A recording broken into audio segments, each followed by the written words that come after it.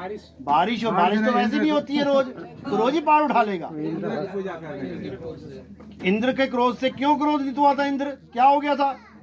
इंद्र की पूजा हैं? इंद्र की पूजा नहीं हो रहा। इंद्र कौन है, राक्षस है कि देवता है? तो भैया इंद्र की पूजा क्यों मना कर दी? देवी देवताओं की पूजा क्यों मना कर दी? देवी देवताओं की पूजा क्यों मना करी जब वो गुस्सा हो गए? कृष्ण जी ने मना कर दिया कि देवी देवताओं की पूजा नहीं करनी है। लोग कहने लगे महाराज हमें तो आदत पड़ी है जब तक घंटी ना बजा लें तब तक हमें लगता है कुछ किया ही नहीं, जब तक आरती ना कर लें तब तक लगता है हमने कुछ किया ही नहीं, हमारा जीवन सूना सूना हो जाएगा। तो कृष्ण जी ने क्या कहा कि ये मेरा हुक्म है कि कोई देवी देवताओं की पूजा नहीं करेगा। हाँ तुम्हारा मन नहीं लग रहा, चलो तुम उस पहाड़ को पूज लो जाके, बजाओ घंटी, करो परिक्रमा, तब तक करो जब तक तुम्हारे मन से देवी देवता उतर ना जाए। कबीर साहब ने भी तो यही कहा, पाथर पूजे हरि मिले तो मैं पूजूं पहाड़। अब कृष्ण जी ने भी पहाड़ पूजवाया और कबीर साहब भी कह रहे पहाड़ पूज ले भाई। कारण क्या है? कारण क्या है? कारण यह है कि देवी देवताओं की पूजा छूट जाए तुमसे।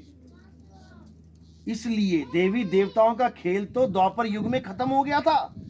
सारे देवी देवता रुष्ट हो गए क्योंकि कृष्ण जी ने साफ बोल दिया कि हमारा धर्म सनातन है, हमारा धर्म ये नहीं है जो देवी देवताओं की पूजा करना है। हाँ कुछ नहीं करना है, कुछ नहीं पता है तो कम से कम देवी देवता को पूज लो। LKG का ज्ञान है ये।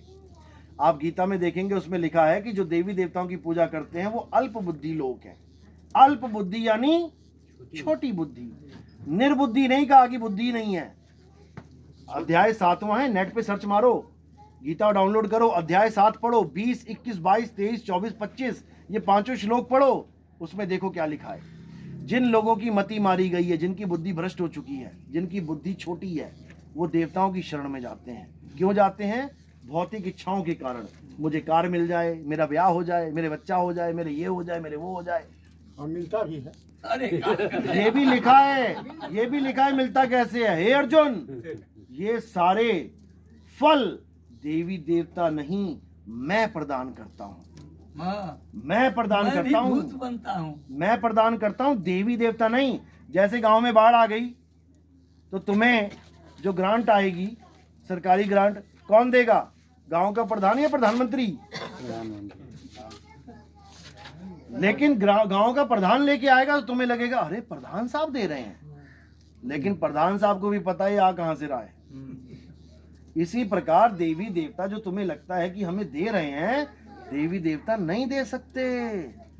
जब वो देता है ऊपर से, 3 लोक का मालिक, तब तुम्हारे पास वो सामान पहुंचता है। जब वो चाहता है तो कोई मुर्दा जिंदा होता है, वो चाहता है तो मुर्दा जिंदा नहीं होता। गणेश जी को शंकर जी ने जीवित कर दिया जब गर्दन कट गई, क्या सती को कर पाए? तो फिर एक को जीवित कर दिया, एक को ना कर पाए, इसका मतलब कुछ तो गड़बड़ है, कुछ तो गड़बड़ है। समझो बात को। एक को जिंदा कर दिया, गला कट गया तब भी जोड़ दिया, आदमी की जगह हाथी का जोड़ दिया, और यहां पर अपनी बीवी को 6 महीने लेके घूमना पड़ा, नहीं जीवित कर पाए। तो फिर क्या किया? विष्णु जी ने चक्र मारा, विष्णु भी जीवित नहीं कर पाए, वरना जीवित ही कर देते। चक्र क्यों मारा? एक चक्र मार के कितने टुकड़े कर दिए? 9 खंड किए। वही 9 खंड जहां जहां गिरे वो 9 शक्तिपीठ हैं, 9 दुर्गा कहते हैं, जिसके 9 व्रत रखते हैं सब लोग, समझे? तो विष्णु जी जिंदा कर देते, नहीं कर पाए, काट दिया। नवरात्रि कर, उसी का नवरात्रि मनाते हैं आप लोग। तो यही कहानी है। कृष्ण जी ने द्वापर युग में मना कर दिया था कि कोई भी देवी देवताओं की पूजा नहीं करेगा। गुस्सा होकर इंद्र ने पूरा बारिश कर दिया, डुबो के मारने की कोशिश करी, कृष्ण जी ने पूरा पहाड़ उठा लिया और इंद्र वहीं पे परास्त हो गया, भाग गया। अब देवी देवताओं से हमें खतरा हो गया जान का। कोई राक्षस नहीं मारने आ रहा था, वो भी हमारा कोई कसूर नहीं, कृष्ण जी ने ऑर्डर दिया है, कृष्ण जी ने कहा है तो छोड़ा हमने, वो तब भी मारने आ रहे हैं हमें। अब सोचो कि तुम्हारे दादा ने कहा कि इस घर के अंदर कोई अंडा कोई मीट मांस नहीं आना चाहिए, और जैसे ही दादाजी चले गए दोबारा तुम्हारे घर में अंडा मीट मांस आ गया, तो वो आदमी जो लेके आया वो तुम्हारे दादाजी का दोषी है या प्रेमी है? दोषी है। तो जब कृष्ण जी ने मना कर दिया किसी देवी देवता की पूजा नहीं करनी, और वो भी द्वापर युग में, तो जो चीज मना कर दी वो अगर दोबारा हमारे धर्म में आ गई तो वो आदमी दोषी है या प्रेमी है? दोषी है। जो कृष्ण जी यानी तीन लोक के मालिक मना करके गए, वही काम हमें दोबारा पकड़ा दिया गया, यानी वो कृष्ण जी का विरोधी था। विरोधी आदमी गलत काम दोबारा करवा देता है घर में। करवा देता है। विरोधी करवाता है, तुम्हारा हितकारी नहीं करवाता। और अगर मैं कह रहा हूं कि देवी देवता छोड़ दो, तो मैं हितकारी हूं कि विरोधी हूं तुम्हारा? ऐसा बात मत करियो। ऐसा बात मत करियो। ऐसे ही लोग थे जो वापस ले आते हैं, नहीं नहीं नहीं ऐसी बात मत करियो, यानी कृष्ण जी से भी बड़े हो गए तुम। कृष्ण भाई तो कृष्ण की बात मानो ना। कृष्ण भगवान तो कृष्ण भगवान ही कह रहे हैं, कृष्ण भूत थोड़ी नहीं कह रहे हैं। कृष्ण भगवान कह रहे हैं कि देवी देवताओं की पूजा मत करो। तुम कह रहे हो नहीं नहीं नहीं नहीं, तो तुम कहाँ कृष्ण जी को मान रहे हो? ऐसा मत बोलो। अब आपका क्या हिसाब है? मैं कृष्ण जी को मानता हूँ लेकिन मैं कृष्ण जी की नहीं मानता। अब एक पिता को रोज आदमी मानता है, एक लड़का है रोज पिताजी के पैर छूता है, पिताजी पिताजी पिताजी। पिताजी कह रहा अरे खेत में खाद डालनी है, पिताजी पिताजी पिताजी। चला गया। अरे यार क्या लड़का है, मैंने कहा खेत में डालना है, वो तो डाला नहीं है, पैर छू के चला गया। फिर सुबह आ गया, पिताजी पिता, अरे बेटा खेत में अरे पिताजी पिताजी पिताजी, चला गया। फिर जब महीना 2 महीना ऐसा होता रहा और पिताजी बैठे अपने दोस्तों के साथ, को क्या कहेंगे? बहुत बहुत अच्छा लड़का है मेरा, बहुत आज्ञाकारी गुणकारी है, क्या बोलेगा? अरे इस निकम्मे से अच्छा तो यह पैदा ही ना होता। पिता कहेगा ऐसी निकम्मी औलाद मिली है, रोज पैर छू के जाता है लेकिन मेरी बात ही नहीं सुनता। तो कृष्ण जी भी क्या कहते हैं, तुम रोज जाते हो पैर छूने लेकिन कृष्ण जी की बात नहीं सुनते। कृष्ण जी के पैर छूते हो, कृष्ण जी की गीता नहीं पढ़ते। गीता पढ़ो, गीता में लिखा है जो देवी देवताओं की पूजा करते हैं वो देवलोक को जाते हैं, जो पितरों की पूजा करते हैं वो पितरलोक को जाते हैं, जो भूतों की पूजा करते हैं वो भूतों के लोक को जाते हैं। ये तीनों अज्ञानी कभी मुझे प्राप्त नहीं कर सकते। क्यों? क्योंकि मैं शरीर हूं ही नहीं। हे अर्जुन, तू और मैं शरीर नहीं है, तू और मैं आत्मा है। शरीर तो हमारे रथ हैं, रथ के टूटने से रथ का स्वामी नहीं टूटता। ये रथ हैं, ये रथ कितने इंद्रियों के रथ हैं? ये कितनी इंद्रियां हमारी? 9 कहां से आ गई? 9 तो दरवाजे हैं खुले। ये 10 इंद्रियां हैं। 10 इंद्रियां कौन सी हैं? 5 कर्म इंद्रियां, 5 ज्ञान इंद्रियां। कर्म इंद्रियां जिससे कर्म करते हैं, ज्ञान इंद्रियां जिससे ज्ञान होता है।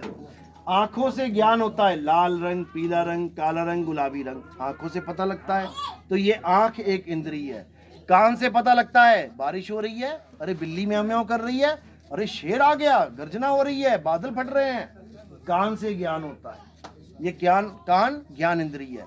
नाक से ज्ञान होता है, अरे गैस लीक हो रही है, अरे गुलाब की खुशबू आ रही है, अरे सेंट किसने लगाया है।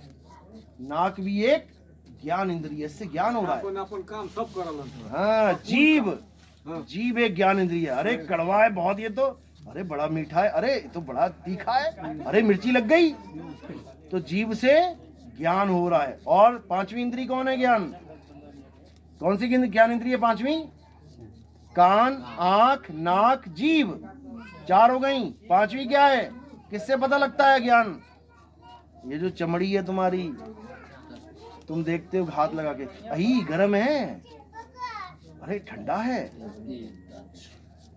स्किन से, ये चमड़ी से ज्ञान होता है। तो ये हो गई 5 ज्ञान इंद्रियां और 5 कर्म इंद्रियां जिससे कर्म होता है। इतनी देर से क्या कर्म कर रहा हूं मैंने कोई काम नहीं किया फिर भी कर्म कर रहा हूं। किससे? मुख से।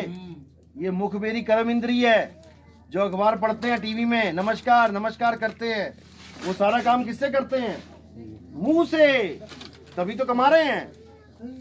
मुख एक कर्म इंद्रिय है, उसके बाद ये हाथ एक कर्म इंद्रिय है। अरे भैया फसल काटने चलो, कर्म इंद्रिय है। अब फसल काटने के लिए ले कौन जा रहा है? पैर, ये कर्म इंद्रिय है। और कौन कौन सी इंद्रियां कर्म इंद्रियां? कौन सा कर्म करते हो सुबह उठ के? हाँ, लैट्रिन और बाथरूम, नित्य कर्म। तो ये क्या है? दोनों कर्म इंद्रियां हैं। अब हो गई 10 इंद्रियां, इसलिए इसको कहा जाता है 10 रथ। 10 रथ यानी 10 इंद्रियों का रथ। और इसका जो राम है, जब इसका वियोग होता है, जब दशरथ से राम का वियोग हो जाता है, तो दशरथ क्या हो जाता है? मर जाता है। तो जो ये 10 इंद्रियां मर के पड़ जाएंगी, ये रथ है 10 इंद्रियों का। राम तो वो है जो इसको छोड़ के चला गया, उसको कहते हैं रमता राम। ज्यों तिल माही तेल है, ज्यों चकमक में आग, और तेरा साईं तुझ में है, जाग सके तो जाग। कस्तूरी कुंडल बसे, मृग ढूंढे बनमाही, ऐसे रमता राम है ये दुनिया जाने नहीं। तो रमता राम को जानना है, जो रमा हुआ है उसको पहचान जाओगे तो शरीर से अलग हो जाओगे। तो उसी राम को जानना है जिसकी वजह से ये दशरथ चल रहा है। जैसे राम अलग हुआ, दशरथ वैसे ही मर जाएगा।